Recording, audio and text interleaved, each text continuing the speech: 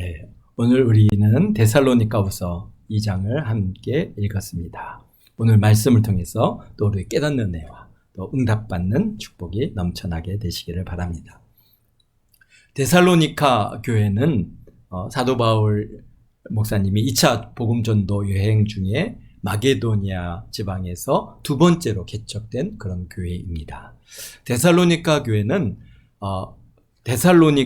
유대인들과 또 유대인들의 영향력 하에 있던 그런 공권력에 의해서 참 극심한 박해를 받고 또 많은 그런 환란을 겪고 있는 그런 교회가 또 데살로니가 교회입니다. 이런 어려움 중 가운데 있던 데살로니가 교인들이지만 믿음에서 굳건히 서서 서로 사랑하고 주를 향한 열정을 가지고 주님을 섬기는 그런 모범을 보여주는 또 교회가 데살로니가 교회였습니다.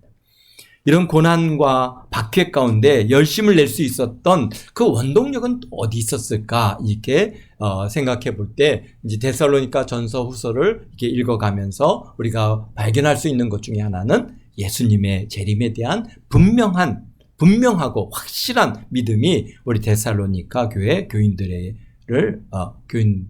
있었고, 그래서 그들이 정말 주를 향한 열심을 가지고 그렇게 신앙생활을 할 수 있는 그런 어떤 밑바탕이 될 수 있는 또 원동력이 될 수 있는 그런 계기가 되지 않았을까 그런 생각이 듭니다. 오늘도 데살로니가후서 2장 5절에서 볼 수 있었듯이 3주간의 복음 전도 여행을 통해서 데살로니가 교회에 전한 복음의 내용은 예수 그리스도가 우리의 구주이시고 이 예수님을 믿음으로 우리가 구원을 받는 것이고, 또 예수님께서 십자가에서 못 박혀 죽으시고 그리고 장사되셨다가 부활하시고 승천하셨던 그 모습 그대로 다시 오신다라고 하는 그런 예수님의 재림 곧 강림하심에 대해서 우리 1장 8절에 분명하게 말씀해 주고 계십니다.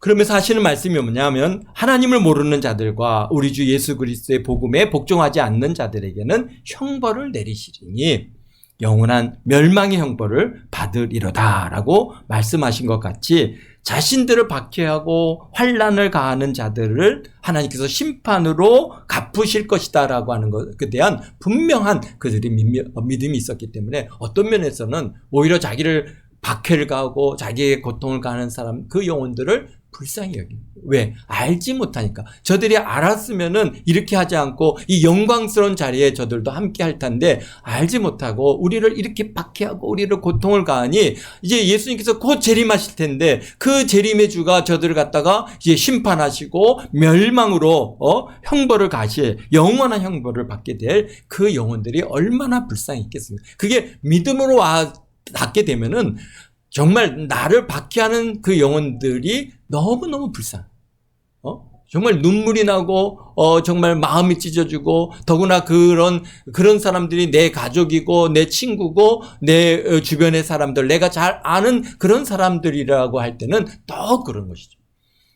그래서 데살로니가 교회 교인들도 역시 그런 어려움의 시기를 갖다가 이런 믿음을, 이런 은혜를 그들이 입었기에 잘 이기고 믿음을 지킬 수 있는 그런 은혜가 있었는 줄로 믿습니다.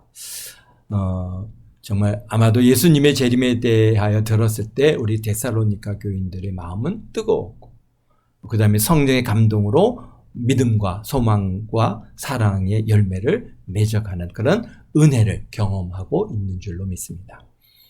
그런데 이때 사단은 교회를 갖다가 공격해서 그 교회를 약화시키는, 또 믿음을 약화시키는 그러한 그 사단의 공격 방식이 있는데, 그게 몇 가지를 갖다가 우리가 구별해 볼 수 있습니다. 첫 번째로 보면은 메시지를 왜곡시켜서 바른 신앙을 가지지 못하게 한다, 이런 것입니다. 그래서 성경에서 우리가 특히 이제 우리가 서신서를 쭉 보면은 계속해서 거짓 가르침, 거짓 교사, 이단 막 이런 것들이 다 어떤 이 중요한 예수 그리스도의 그러한 메시지, 신앙에 대한 분명한 가르침, 이런 것들을 왜곡시켜서 막 다 그릇된 길로, 이단의 길로 그렇게 빠지게 이렇게 하는 것이 사단의 그런 전술 전략 중에 하나입니다.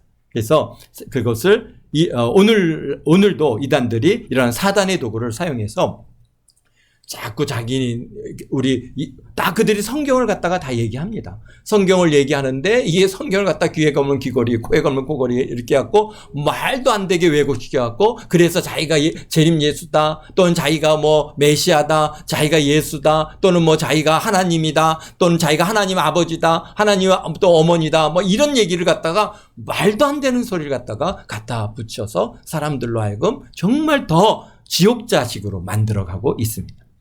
그리고 두 번째로 사용하는 전술 전략은 이제 메시지가 분명하고 이 사람이 그러니까 하나님의 말씀에 대한 분명한 그러한 확실함을 갖다가 가지고 있으면은 이것을 갖다 병행시킬 수가 없어요. 그럴 때는 어떻게 합니까? 바로 이번에는 메신저를 공격합니다. 메신저를. 그래서 똑같아요. 지금 우리 복음서를 갖다 쭉 읽어오면서 이제 서신서 읽어오면서 우리가 겪게 되는 많은 문제 중에 하나는 메시지, 이분이 분명히 예수님을 전하고 분명히 하나님의 도리를 전하니까 이제 메시지를 어떻게 변경시킬 수 없으니까 이분 뭘 공격합니까? 메신저를 공격하죠. 메신저가 누굽니까? 사도 바울이죠. 사도 바울을 갖다 공격합니다. 그래서 전하는 자를 갖다 공격해서 이게 무슨 사도냐, 이게 12제자도 아닌데 무슨 사도냐 그러면서 이 바울 사도의 사도성을 부인하고 그게 사도성이 부인되면은 그러면 그가 전하는 메시지가 무너지고 그래서 복음적이지 않다 그러면서 뭘 해야 된다? 이제는 율법을 지켜야 된다. 또는 뭐 행위를 갖다가 할례를 받아야 된다. 이런 식으로 계속해서 이제 공격해 오는 것이. 그래서 메신저를 공격해서 메시지를 파괴하는 일을 갖다가 이제 사단의 도구로 사용합니다.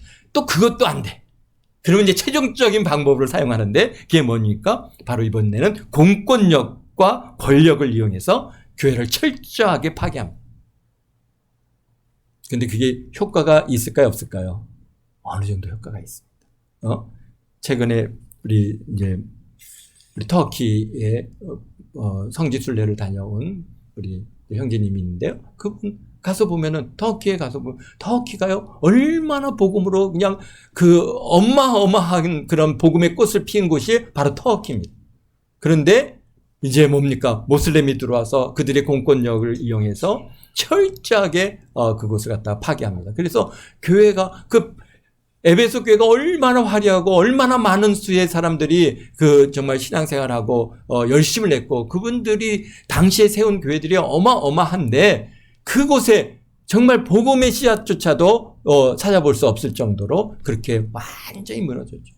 또 갑바도기아 가보면은 갑바도기아 그 굴 속에 지하 7층 8층까지 깊이 파고 들어가서 그 모슬렘들을 대항하기 위해서 우리 크리스찬들이 거기서 정말 수십 년 수백 년을 갖다가 거기서 그냥 싸웠지만은 그러나 지금은 다 무너지고 그냥 터만 남아 있는 그런 상황이 됐습니다. 그러니까 그래서 그런 것들을 보면서 이 사단이 그 전술 전략이 메시지를 공격하면 안 되고 메신저를 공격하고 메신저를 갖다가 공격해서 안 되면 이번에 아예 공권력을 이용해서 교회를 갖다가 철저하게 이렇게 파괴하는 일을 지금도 하고 있죠. 그래서 보면은 중국이 그렇잖아요. 중국이 한동안에는 참 교회들이 막 1억이 넘는 크리스찬들이 있었지만 그러니까 시진핑이 들어오면서 교회를 갖다 완전히 그냥 다 파괴하고 선교사님들 다 쫓아내고 선교사를 갖다가 메신저들을 다 쫓아내는 것이죠. 그렇게 하고 교회가 지금 있는지 없는지조차도 참 이렇게 눈에 보이지 않을 만큼 그렇게 참 철저하게 파괴해 나가고 있는데요. 그러나 그 효과가 있을런지 우리가 이제 시진핑이 물러나고 나면은 또 중국이 변화가 오겠죠. 그 이후에 그에 대한 평가는 아마 내려지지 않겠나 그런 생각이 듭니다. 그렇습니다. 신약 성경을 통해서 바울의 서신서를 통해서 보여지는 특징은 메시지를 공격하고 사도 바울의 사도성을 부인함으로써 그가 전한 복음이 절대적 권위를 잃게 하고 있다는 것입니다. 또 둘째로는 거짓된 가르침, 이단 사설들이 사도 바울의 전한 복음을 변형시켜서 구원의 은혜에 이르지 못하게 하고 있습니다. 데살로니가 교회는 이런 교회에서도 사단은 역시 역사하고 있는데요. 그 중요한 재림과 종말에 대한 가르침을 갖다가 변형시켜서 바른 신앙 안에 들어오지 못하게 하고 있었습니다. 그래서 바울 사도가 전서를 기록하고 또 그 상황을 보고 다시 후서를 지금 급하게 기록해서 보내고 있는데요. 그 전서에서는 뭡니까? 이게 예수님 재림하기 전에 죽은 자들은 정말 예수님 재림한 다음에 그 복된 자리에 쓰지 못한다라고 하는 그런 이상한 그런 말들을 통해서 정말 이렇게 믿고 잠든 자들, 죽은 자들에 대한 그러한 여러 가지 갈등과 문제들이 제기돼서 그것을 갖다가 우리 전서에서는 아니다. 먼저 죽은 자들이 먼저 일어나고 그 다음에 우리가 변화돼서 우리가 하늘로 끌려 올라간다라고 그러한 휴거 예수님이 재림하실 때 우리 끌려 올라가는 우리들의 모습을 갖다 분명하게 보여주고 계셨고요. 그리고 오늘 또 1절 2절에서 보면 주의 날 곧 예수님의 재림 날에 대하여 데살로니가 교인들이 지대한 관심을 가지고 있음을 보여주고 있는데요. 전서에서도 예수님의 재림을 강림을 곧 재림 전에 죽은 자들에 대한 오해가 있어서 바로 잡았듯이 또 오늘 2장 2절에서도 주의 날이 이르렀다. 여기 보니까 이게 영어로나 말로나 우리에게서 받았다나 편지로나 주의 날이 이르렀다고 해서 쉬의 마음이 흔들리거나 두려워하지 말라라고 말씀하시는데, 주의 날이 이르렀다 이런 건 뭐냐? 재림의 날이 이르렀다고 해서, 그러니까 이르렀다는 이 말씀은 현재 완료형입니다. 그러니까 이미 도래했다. 그러니까 지금 이루었다. 지금 그러니까 예수님이 어딘가 재림하셨다. 이런 개념을 갖고 있는 겁니다. 그러니까 그게 심각하죠. 데살로니가 교회는 예수님을 갖다 재림을 갖다가 얼마나 거대하고 있는데 이미 예수님이 재림했다 이렇게 하는 그러한 얘기를 갖다 들게 될 때 어떤 면에서는 그들은 많이 낙심할 수도 있겠죠.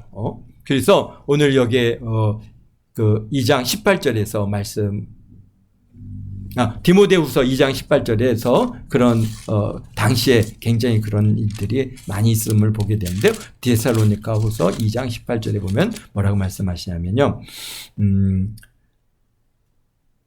또 진리에 관해서 그들이 그릇되었도다. 부활이 이미 지나갔다 하므로 어떤 사람들의 믿음을 무너뜨리느니라. 그래서 이미 부활이 지나갔다. 예수님이 이미 재림하셨다. 이렇게 하는 얘기들이 이 초대교회 안에 그 많은 사람들이 이게 이 거짓된 이단의 영들과 이단의 가르침들이 많은 교회 성도들을 갖다가 고통을 가게 했습니다.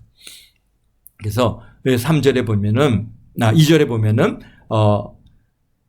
영으로 또는 말로 나 또는 우리에게 받았다 하는 편지로나 주의 날이 이르렀다고 해서 쉽게 마음이 흔들리거나 두려워하거나 하지 말라 한다는 것이라 라고 다시 말씀하죠. 이게 뭐냐니까 단순히 자기들이 주장이 아니라 사도 바울을 갖다가 팔아먹고 있는 거죠. 그래서 영으로나 말로나 우리에게 받았다는 편지로나 쉽게 해서 계시나 음성을 들었다, 편지를 갖다가 받았다 이렇게 거짓말을 하고 있다라고 하는 것입니다. 그러니까 누가 뭡니까? 영으로 그러면서 3절에 누가 이렇게 하여도 너희가 미혹되지 말라라고 말씀하십니다. 그러니까 누가 어떻게 하여도 너희가 미혹되지 말라. 정말 중요한 가르침인데요. 이렇게 분명한 경계의 말씀이 있음에도 불구하고 우리 대한민국도 지난 세기 말 1990년도 때 많은 사람들이 미혹되고 그들의 신앙이 파괴되고 삶이 무너졌던 것들을 우리가 경험해서 알고 있습니다. 그러니까 뭡니까? 2절 말씀과 똑같습니다. 뭐냐면 꿈을 꿨다. 계시를 받았다. 환상을 보았다. 음성을 들었다. 요즘은 또 어떤 얘기들 많이 하면 요새는 임사 체험을 통해서 내가 뭘 갖다가 가서 그냥 가서 예수님께 직접 들었다. 이런 얘기들 갖다가 좀 해서 사람들을 갖다가 계속해서 자꾸 이상한 데로 끌고 가는 것이죠. 자신들의 말이 마치 진리인 것처럼 많은 사람들의 마음을 흔들고 있습니다. 그런데 우리가 참 이 초대교회는 우리는 그래도 지금 이게 신구약 66권의 그러한 하나님 정경을 갖고 성경을 우리가 갖고 있으니까 그런 말을 갖다가 들어도 성경에서 정말 어떤가 우리가 그것을 갖다가 분별해 볼 수 있는 기회가 능력이 있지만 지금 데살로니가 교인들은 그런 것들이 없단 말이죠. 그러니까 내가 들었는데 내가 계시를 받았는데 내가 직통 계시를 받았는데 그때 뭐 언제 오신다고 하시더라. 와, 그러면은 사람들이 귀가 솔깃할 수밖에 없습니다. 요즘도 마찬가지죠. 우리도 1990 몇 년도에 예수님이 이 땅에 재림하신다고 하는 이야기를 갖다가 이게 성경이 있어서 그분들한테 성경을 갖다 보여주고 예수님께서 그 날과 그때와 시는 아무도 모른다는데 어떻게 그 사람이 들을 수 있느냐, 어떻게 그가 그런 계시를 받아, 그건 거짓 영이다 아무리 얘기해도 안 믿어요. 아니 어떻게 그때 그 계시를 받았다는 사람들이 아마 중학생인가 초등학생인가 아마 그랬던 것 같은데요. 그들이 무슨 거짓말을 하겠느냐. 아이들이 그래도 순수하잖아. 그러니까 하나님 말씀보다도 어린 아이들의 그런 말에 더 무게를 두고 있는 것이죠. 그러니까 그거 안 받아들이더라고요. 한번 그런 생각이 딱 사로잡히면은 아무리 권면해도 결국은 그 날이 지나갈 때까지. 근데 그 날이 지나가고 나니까 그때서야 이게 거짓이었군요. 그래서 어떤 면에서는 우리 하나님께서 우리 대한민국으로 하여금 이런 재림에 대해서 한번 그렇게 몸살을 알 수 있는 기회를 갖다가 주신 것에 감사합니다. 만약에 그런 과정들이 없으면 지금 이단들이 얼마나 더 판치고 있을까 우리가 참 염려가 되는 건데요. 그러나 이제 그런 과정들을 우리가 다 훈련받고 이제 뭔가 다 나름대로 이제 근육이 생겼어요. 그래서 누가 와서 그런 얘기를 하면은 그런 얘기 하지 마십시오. 우리가. 그런데 또 한편으로는 뭐가 있습니까? 교회 안에서 사실 예수님의 재림만큼 우리에게 큰 힘이 되는 것이 없는데 우리가 이제 교회 안에서 재림에 대한 얘기, 종말에 대한 얘기들을 갖다가 하기가 어려워졌습니다. 그렇습니다. 그럼에도 불구하고 우리 데살로니가 후서를 통해서 참 우리의 마지막 때에 대한 이야기들을 갖다가 우리가 좀 더 나눠볼 수 있다고 하는 것에 감사할 뿐입니다. 그렇습니다. 매번 경계에서 드리는 말씀은 세상의 종말은 곧 마지막 때는 예수님께서 이 땅에 오시면서부터 시작이라는 겁니다. 그럼 마지막 때 예수님께서 오셨어요. 그래서 지금 마지막을 우리가 마지막 때를 살아가고 있는 겁니다. 그래서 사실은 우리가 마지막 때에 대해서 그 사람들이 얘기하는데 이미 마지막 때는 시작됐습니다. 예수님께서 이 땅에 초림하실 때 이미 마지막 때가 시작된 것이죠. 그래서 우리는 지금 마지막 때를 살아가고 있는데 그것이 특별한 것이 아니라 사실 더 중요한 것은 오늘 이 밤에 주께서 부르시면 우리는 가야 한다는 것입니다. 주님 앞에 우리 개인적인 종말이 누구든지 이 땅에 사는 모든 사람은 한 번은 죽을 것이고 그 위에 심판이 있다라고 하는 것을 우리 성경이 말씀하신 것처럼 우리도 언제 우리가 주님께서 너 와라 부르시면은 우리가 피할 수 있는 자가 아무도 없는 것이죠. 세상의 종말은 그건 하나님 손에 올려드리는 것이고 하나님께서 때 되면은 땅에 오시는 것이지 내가 그걸 갖다가 오라고 하신다고 오시는 거 아니죠. 더 중요한 것은 내 개인이 내가 정말 주님 앞에 쓸 날을 잘 준비하고 있느냐. 우리 개인의 종말이 훨씬 더 중요하다고 하는 사실을 갖다가 우리가 잊지 말아요. 자꾸 세상의 종말론에 얘기하면은 그것이 나의 종말과는 마치 이게 연관이 없는 것처럼 그렇게 사람들이 생각을 하는데요. 그렇습니다. 그러나 더 중요한 것은 사람의 생사화복이 주의 손에 있기 때문에 부르심은 거부할 수 없다는 것입니다. 지난번에도 얘기했죠. 저희 가까운 친척분 중에 한 분이 그냥 마트에서 계산하다가 그냥 거기서 하나님께서 부르시니까 그 영혼이 그냥 돌아가더라고요. 그렇습니다. 오늘 이 순간 늘 주님 앞에 설 준비를 하면서 살아가는 것이 굉장히 중요하다. 우리가 언제 우리 주님께서 누구야 와라 이렇게 부르시면은 아멘 하고 가야 하는 것입니다. 그래서 그러나 세상 종말 역시 하나님께서 그 날과 그 시와 그 때를 정하신 것이기 때문에 사실 우리가 알 바가 아니다. 성경은 분명히 우리에게 얘기하시는데도 우리는 꾹 기꺼이 그걸 알려고 노력하면 아닙니다. 우리가 알아야죠. 근데 하나님께서 너희들 알 바 아니야. 너희들 그게 중요한 게 아니야. 너가 주님 앞에 쓰는 날 다 개인의 종말이 더 중요한 것이지. 세상의 종말은 하나님께서 이 역사를 갖다 이끌어서 결국은 이루어 가시는 것이지. 내가 여기서 갖다가 이 세상의 종말을 갖다가 좀 늦춰본다? 또는 더 이르게 한다? 우리가 할 수 있는 문제는 아니라는 것이죠. 그러나 내가 주님 앞에 설 날을 갖다가 잘 준비하고 신부단장하고 참 성결한 그리스도인으로 주님 말 준비하는 거, 이건 내가 할 수 있는 일이잖아요. 그게 더 중요한 것이지. 그렇습니다. 그래서 우리에게 주어진 우리의 삶을 하나님 영광을 위해서 성실하게 살아내는 것이 더 중요하다고 하는 사실을 잊지 말아야 될 줄 믿습니다.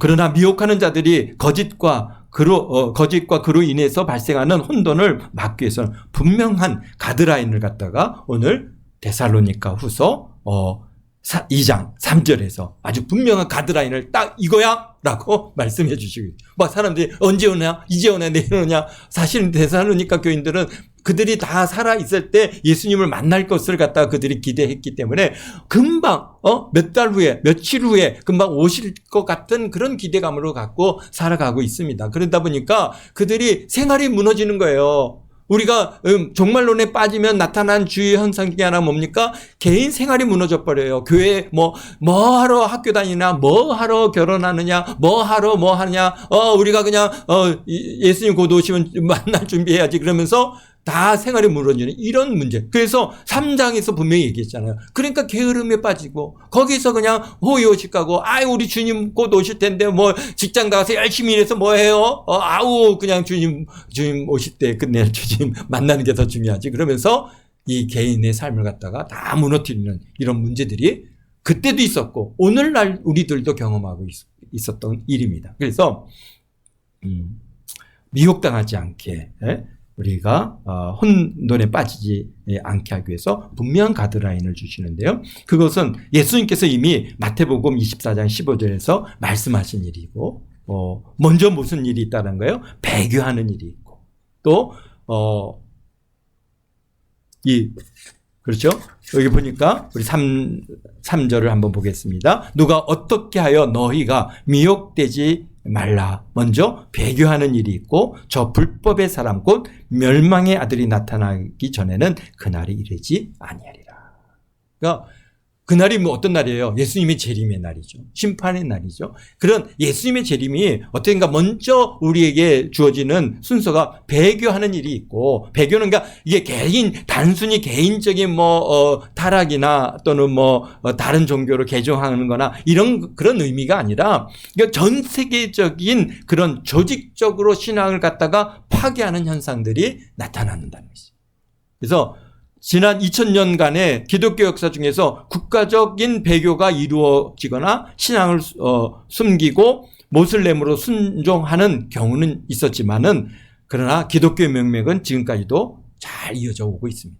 더구나 1800년도 이후부터 또 1900년도 정말 이게 종반까지 정말 기독교가 전 세계에 아주 급격하게 전파되고, 그래서 복음을 받아들이는 크리스찬이 되는 숫자가 정말 기하급수적으로 성장을 했습니다. 그렇게 받아들인 국가 중에 하나가 우리 대한민국이죠. 그래서 1907년도에 성령 강림하셔가지고 정말 한국교회가 아주 그냥 폭발적으로 성장을 해서 오늘 우리 지금까지 이어져 오고 있는 겁니다. 이게 우리가 굉장히 오래된 역사 같은데 사실 우리는 150년 정도의 시간 사이에 이루어진 이 귀한 은혜의 시간을 우리가 살고 있습니다. 그 이전에는 사실 우리가 복음하고는 별 관계없이 우리 조상들이 살아왔는데, 오늘은 이제 그러니까 1800년도 이후 1900년도에 1907년을 기점으로 해서 인도에 또는 저 브라질에, 인도네시아에, 아프리카에 복음전도 탄자니아에서 복음전도 할 때 거기에 막 수십만 명이 예수님을 갖다 영접하는 영상들이 이제 지금은 이제 일상이 되었지만 어마어마한 숫자들이 정말 몇십만 명씩 몇백만 명씩 예수님께로 돌아오는 그런 역사들이 있는 것을 갖다가 보고 있습니다. 그래서 그래서 특히 아시아, 남미, 아프리카의 급격한 기독교 성장을 보았고 지금도 진행 중에 있습니다. 이런 반면에 미효교경이 또 강하게 역사에서 뭘 지금 가장 심각한 문제가 되고 있습니까? 바로 뭡니까? 이게 차별금지법. 이게 서구 사회를 갖다가 지금 다 무력화시키고 있지 않습니까? 이 차별금지법이 너무 포괄적이에요. 모든 것들을 차별이라고 하는 관점으로 딱 사람들을 갖다가 몰아넣다 보니까 이게 이제는 뭐 근데 실질적으로 그 배경은 동성애자들을 그들이 이제 합법화하기 위해서 만들어 놓은 큰, 뭐라 그럴까요? 이게, 그릇인데 거기에 다 담고 있는 거예요. 그래서, 결국은 동성애를 갖다가 서구인들이 받아들이고 동성애자들을 이제 심지어 서구 교회들이 뭐 유럽 교회도 그렇고 미국 교회도 그렇고 교단 쪽으로 교단의 법을 아예 그냥 동성애자를 목사로 안수해주고 감독으로 안수해주고 그래서 또 동성 결혼을 갖다가 인정해주고 하는 이런 일이 지금 아주 그냥 비일비재하게 이루어지고 있어요.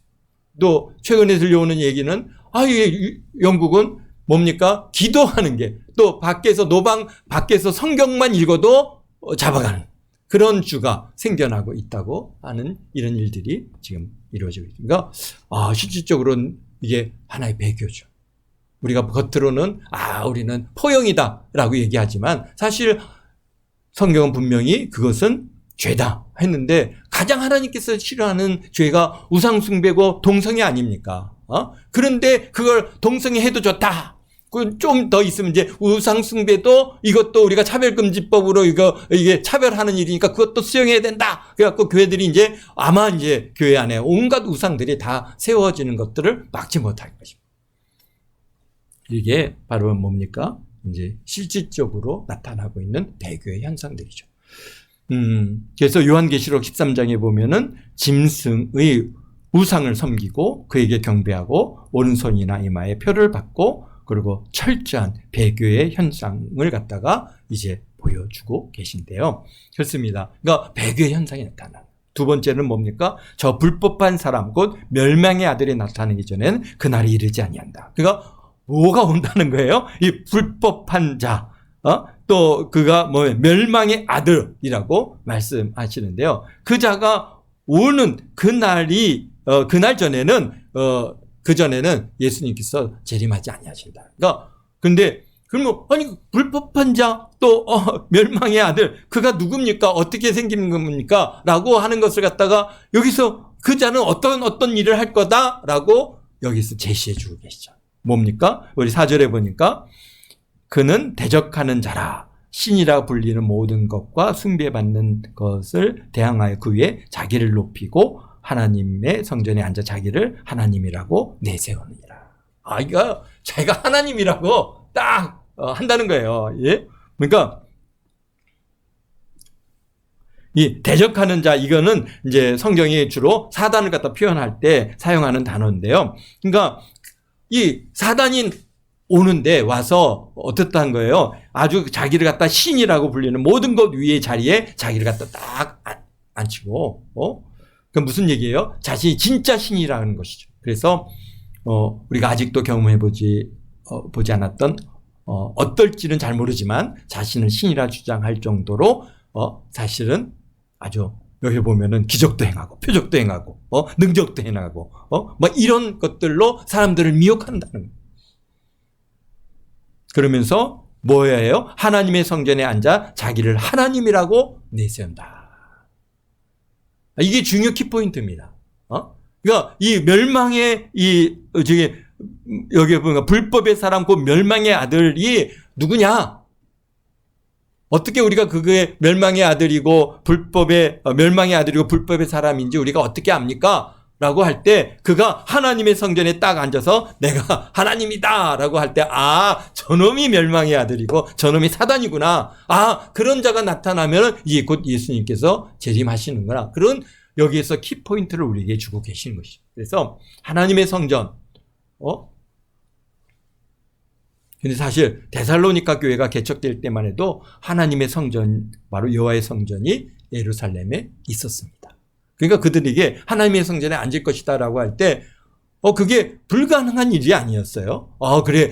저기에 이제 예루살렘에 여호와의 성전이 있는데 그곳에 이제 그 멸망의 아들, 불법의 사람이 와서 딱 앉는가. 그러면은 곧 예수님이 오시는구나.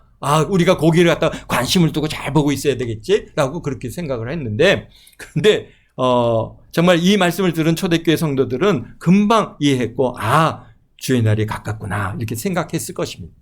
근데 그런 예수님께서도 마태복음 24장 15절에 말씀하신 거, 멸망에 가증한 것이 거룩한 곳에 선 것을 보거든이라고 하시면서 마지막 종말에 대해서 말씀을 갖다 쭉 이어나가고 계십니다. 근데 이 말씀은 또 누구를 이 말씀을 갖다 인용하신 거예요?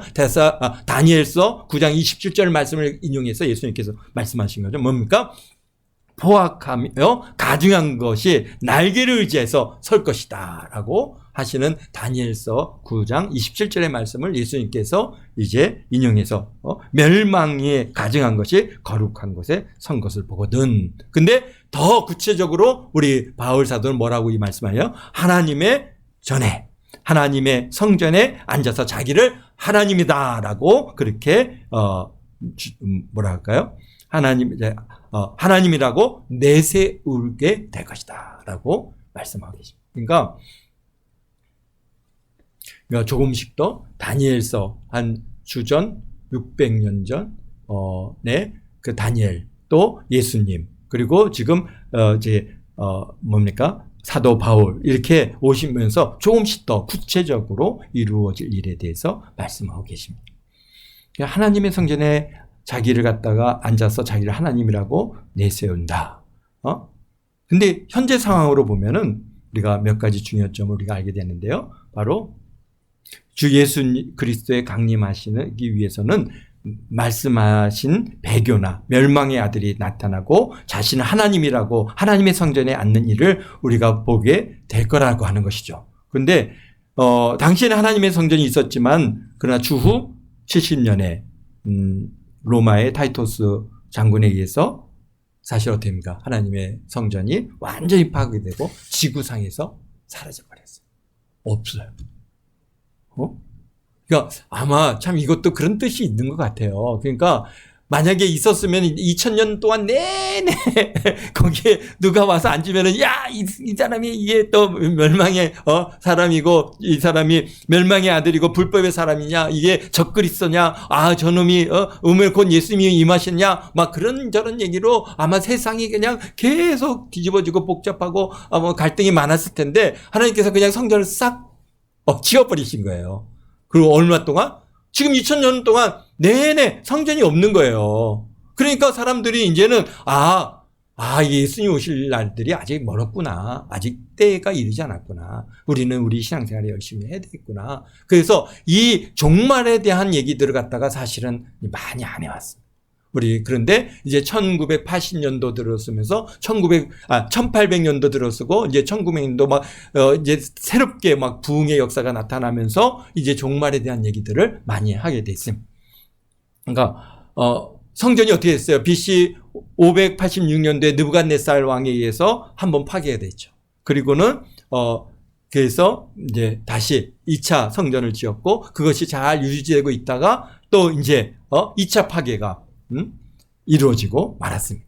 그게 주후 70년에. 그리고는 그래서 이제 그런 시간에 1900년에 가까운 시간이 지났고 1948년도에 다시 이스라엘이 회복했어요. 사실 이스라엘이 회복되기 전까지는 그런 성전에 대한 얘기 또는 이스라엘에 대한 얘기 이런 얘기들은 전부 다 우리 교회를 얘기하는 것이다. 비유적이고 영적인 얘기지 무슨 세상이 예루살렘이었고 세상이 이스라엘이라고 하는 나라가 없는데 우리가 그것을 갖다가 해석하거나 이해할 수가 없었던 일이었지만 그러나 1948년도 이스라엘이 회복되면서 다시 나라가 세워지면서 이게 무슨 일이지?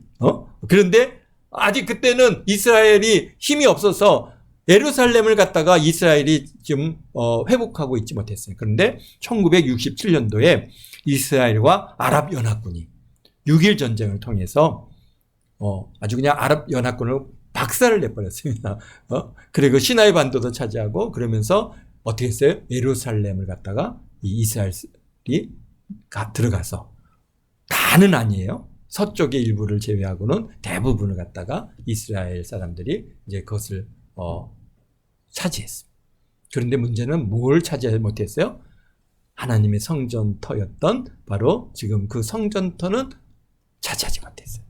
그래서 지난 시간에도 우리가 주일날 얘기한 것처럼 이스라엘 사람 유대인들이 하나님의 성전터에 올라가서 성전을 짓고 거기에서 그들이 제사를 지내고 그 다음에 제물을 드리고 그래서 하나님 앞에 영광을 올려드리고 자기의 문제들 자기의 죄와 허물을 갖다가 죄사함을 받고 하는 일들을 갖다가 받아야 되는데 하나님의 성전을 못 짓고 있어요. 거기에는 모슬렘 모스크가 딱 자리 잡고 있어서 그것을 갖다가 헐어버리기 전까지는 어떻게 합니까? 거기에 성전을 지을 수 없는데 그런데 그걸 갖다가 들어가지도 못하는데 그 성전을 갖다가 거기다 짓는다고요? 그 모스크를 한다면은 아마 지금 아랍 모든 모슬렘 국가가 다 일어나가지고 이스라엘을 갖다가 향해서 아마 전쟁을 갖다가 공격해 올 겁니다. 그러면은 사실 이스라엘이 지금도 그런 나름대로 군사력으로 강력하지만은 그러나 그것을 감당해낼 수 있을까요? 그러면은 정말 미국이 또 이스라엘을 보호해 줄까요? 사실은 어려운 얘기죠. 그러니까 그들은 지금도 성전터의 북쪽 벽에 있는 그 돌 큰 벽면에 가고 거기서 매일 기도하는 겁니다. 성전을 회복시켜 주시고 성전을 짓게 해달라고. 그래서 그 벽면을 이름을 뭐라고 부른다고요? 통곡의 벽이다.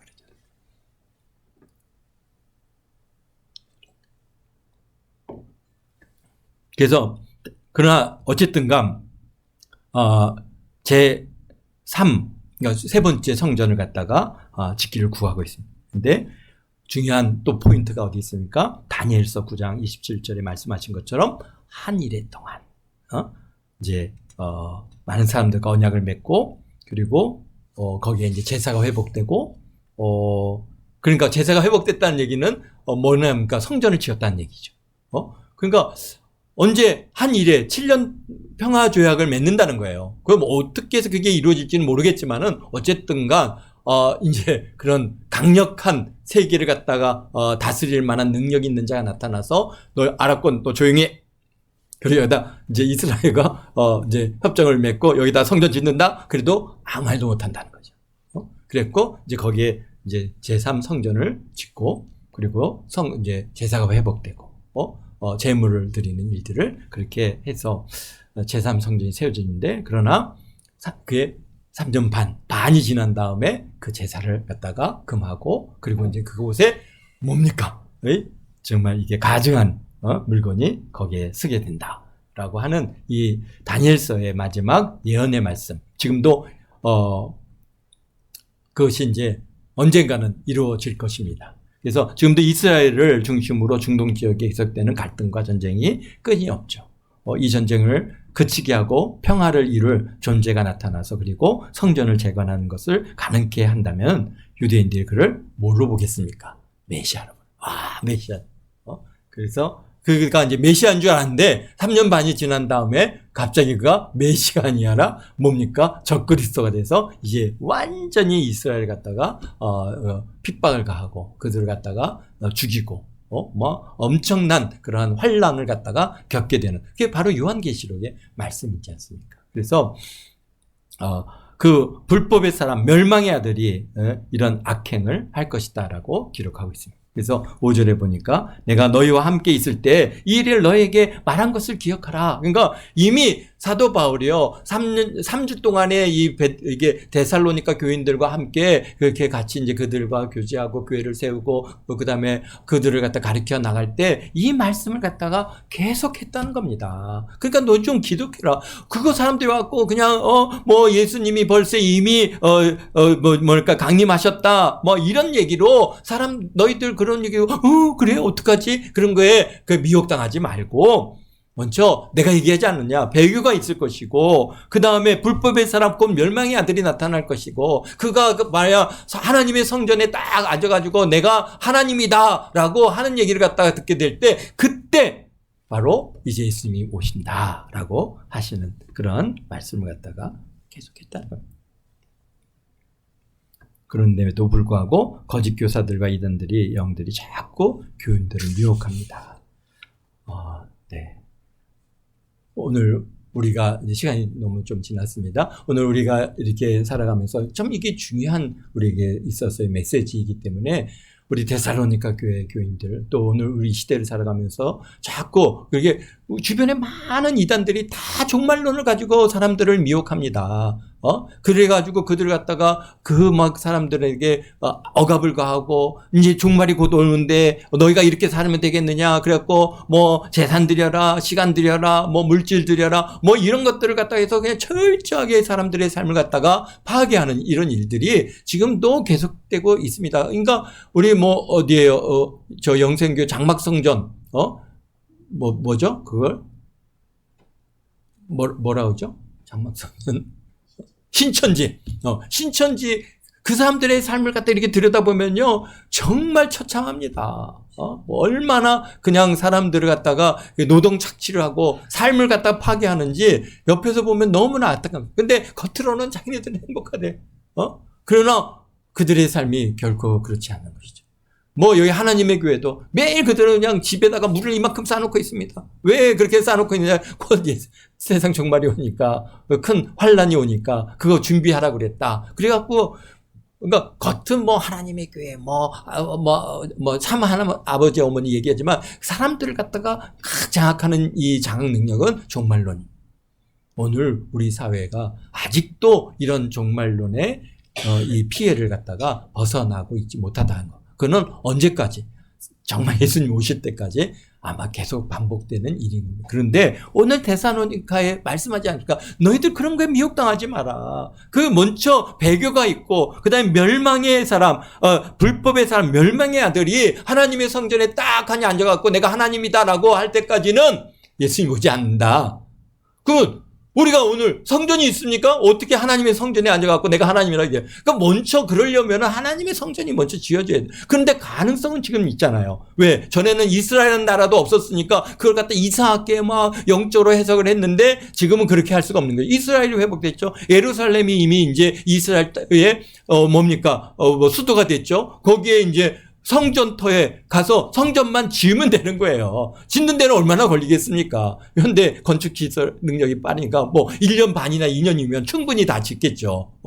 그러니까 그런 것들을 갖다가 우리가 이런 오늘 베드로 후서 2장을 통해서 우리 바울 사도가 데살로니가 교회와 교회인들의 그러한 삶을 염려해서 말씀하신 것처럼 오늘 우리들에게도 동일하게 역사합니다. 그런 거에 미혹되지 말고 오늘 우리에게 주어진 이 삶을 우리가 열심히 살고 열심히 우리가 하나님 앞에 신실한 그리스도인으로서 하나님 앞에 설 날을 우리가 잘 준비하면 세상 종말이 오면은 우리가 주님께 부르시면 올라가는 것이고 또 개인적인 종말이 오면은 또 우리가 주님 앞에 나가서 하나님 할렐루야 저 누구누구 왔습니다. 그러면 그래 착하고 충성된 종아 내가 너에게 참 큰 상을 주겠다라고 하시는 이런 하나님의 칭찬을 우리가 받는 게 중요한 것이지 뭐 세상에 뭐 일이 있냐 이게 뭐 누가 뭐 이랬더라 저랬더라 뭐 누가 보았다 들었다 또 뭐 어땠더라 꿈 꿨더라 뭐 이런 거에 절대로 여러분 미혹당하지 않게 되시기를 예수님의 이름으로 축원드립니다.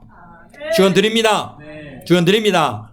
기도하겠습니다. 거룩하신 아버지 하나님 주님의 사랑과 은혜 감사합니다.